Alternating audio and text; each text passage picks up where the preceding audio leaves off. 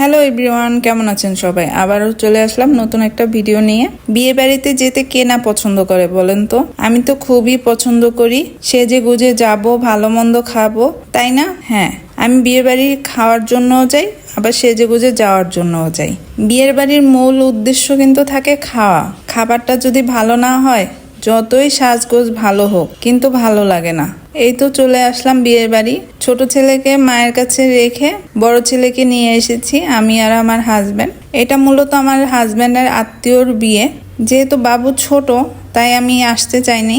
আমার হাজব্যান্ডই আমাকে জোর করে নিয়ে আসলো, বলল চলো, তুমি না গেলে আমিও যাব না, একা যেতে ভালো লাগছে না।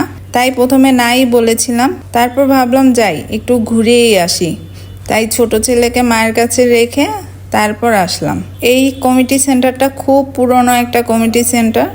এই এলাকার সবচেয়ে প্রথম বা সেকেন্ড কমিটি সেন্টার।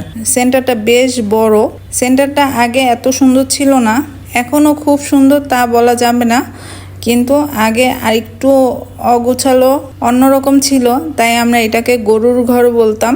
এখন অনেকটাই পরিষ্কার করেছে, এসি লাগিয়েছে, মোট কথা এখন অনেকটাই সেন্টার লাগে, আগের মতো গরুর ঘর লাগে না।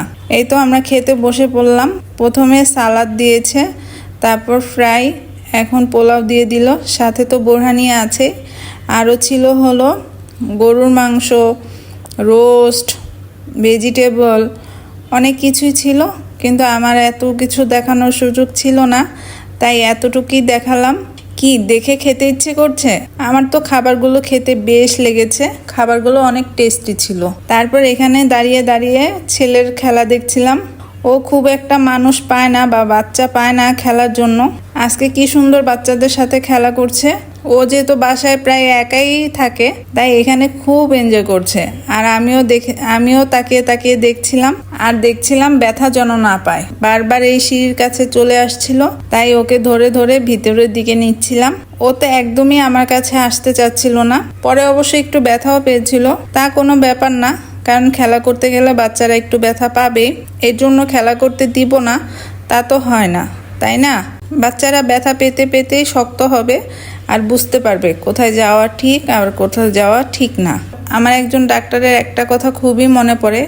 আমার এই বড় বাচ্চাকে নিয়ে গিয়েছিলাম, তখন বলেছিল সব টাইপের বাচ্চাদের সাথে খেলতে দিবেন, দেখবেন মার খাচ্ছে, মার খেতে খেতেই মার দিতে শিখে যাবে।